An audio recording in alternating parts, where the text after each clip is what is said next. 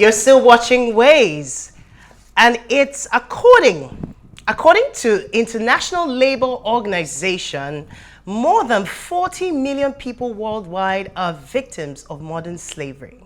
Although modern slavery is not defined in law, it is used as an umbrella term covering practices such as forced labor, debt bondage, forced marriage, human trafficking, and so on. Essentially, it refers to situations of exploitation that a person cannot refuse or leave because of threats, violence, coercion, deception, and abuse of power. The International Day of Abolition of World Slavery is observed across the world on the 2nd of December each year. The day intends to raise awareness about slavery and to put an end to modern day forms of slavery that exist in society. So, what do we think about the International Day for Abolition of Slavery? I quickly remember a situation that I read in the course of the week about a young lady, I think that was in Mexico that it happened, where she was forced to get married, and that is the trend. Those are the situations they find themselves there, where your family cannot handle, family responsibilities or take care of you, then you're coerced into forced marriage. And I think she was trying to escape or something, and she was caught, something like that. But there are different forms of slavery. In fact, in today's world, there's it's almost like a more refined way of putting people under slavery. I don't know what your thoughts are on this. Yes, it's shocking that different forms of slavery, like you mentioned, does exist. And there is still the part where, like, if your father is owing my father and for some reason he's not able to pay up, all those things they practiced back in those days, it still happens. So if he's not able to pay up, then you have to give out your daughter or your son to serve as a payment for, not being able. That's a form of slavery. And then there's the one we see in Libya, in Mali, and people trying to escape. So it's sad. Now, I'll take it from the angle of, the corporate world, where we have individuals who, I don't want to call the sector or the vertical. I would rather put it like, these people go out there, get the monies, get the numbers, and are paid practically pittance. So it is another thing. That's another way of modern day slavery. You've gone to school, you are supposed to be well paid when you get a job, but at the end of the day, you're either paid 20,000 or 40,000, which is not easy enough. You just have to. So that's another form of modern day slavery. And we've also seen situations whereby mobile or communications or networks happen to take individuals and they tell them, beat the drum, dance for everybody, and get the numbers, sell the SIM cards and all that, for them to be able to get something. And for every SIM card you sell, you get a little token, and that is another way of modern day slavery. So it cuts across border, I know. And even individuals or ladies or children are sold into slavery in one way or the other. Very true. Human especially trafficking. in the African context. Human trafficking. What do you think about that? And I'm going to come from the angle of deceitful slavery, with the ones where they tell you there's a job for you in Italy, you're going to work exactly, and then you go, you realize that they're going to, probably trying to force you into prostitution or some sort of work that you do.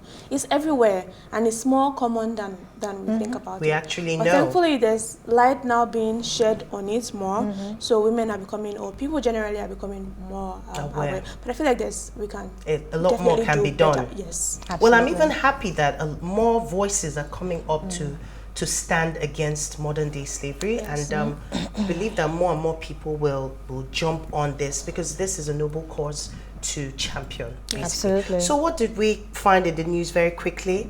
Who will I start with?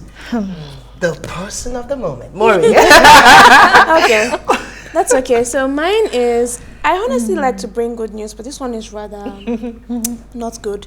So pastor kidnaps Catholic priest and then begs God for forgiveness. How you do yama and then you now come and put everything on God? But yeah, he's merciful, he'll forgive you.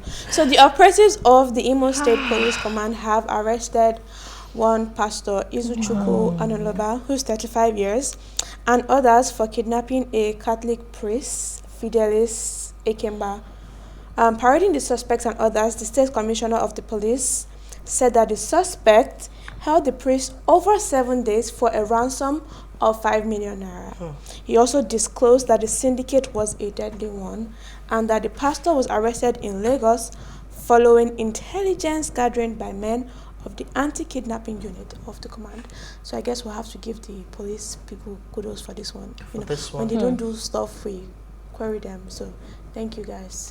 Absolutely. Well done. Well, at least when they try, they really do try. Yeah.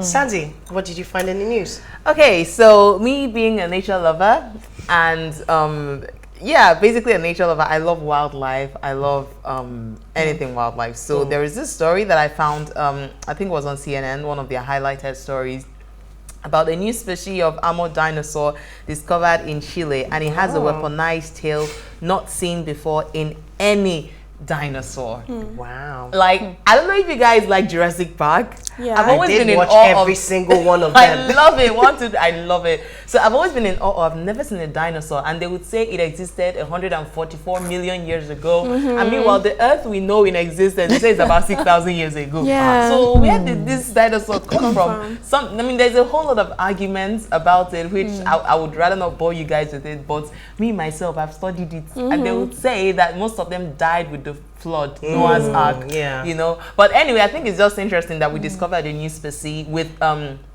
quite a dangerous tail, you know. So I mean, you can read up the story online, but just the fact that there are dinosaurs in existence, my goodness. Look how excited you are. I love animals. Okay, Wow. now we know. The animals I love are the ones I eat. We're on the same page. Precisely. So, Casey, what did you find in the news? so I would borrow Murray's terminology, another nyama nyama story, which has to do with Nigerians react to Dowen College decision to deny the torture of bullying of a 12-year-old student. This is coming in from the Punch, and it says that the death of a 12-year-old student, Sylvester Oromoni of Dowen College, Lekki, Lagos, has sparked different reactions from Nigerians. And what is appalling about this is there is a blame game currently going on between the school and the parents. You know, the school is saying that it's not our fault. Not what happened. It's not our fault, and that the parents don't pick up the boy on time. But that's not the issue here. The issue is that so long as this child was in your care, you should have taken precautions to make sure that that child was safe till he was delivered to his parents. Right. And now this boy sustained some injuries when he was being bullied by his peers or a group of students, and the boy died. So The school actually said that it wasn't due to internal injuries that he died. But was he bullied? From their own They investigations. said it was bullying. He was I mean, it was bullied. alleged Yes, it was bullying. that he was bullied, but the Yes. school has refuted all allegations. What do you about expect the that. school to say? That, oh yes, Their we integrity own- is on the line. Look, there is nobody will own up to it without, you know, having the facts actually laid out in front of them.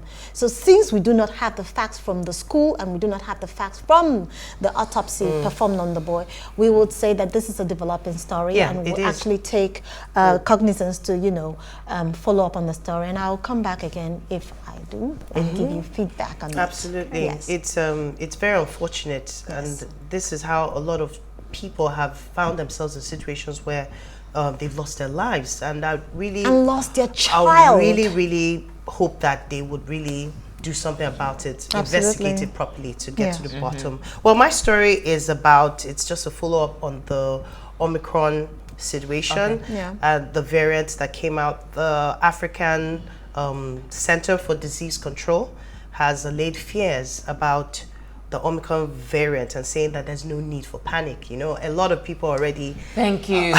worried about the situation. So the story goes that the new variant was first reported at the World Health Organization by South Africa a week ago, but it has also the John Nkegasong, head of the African Centers for Disease Control, has come out to say that everything is under control.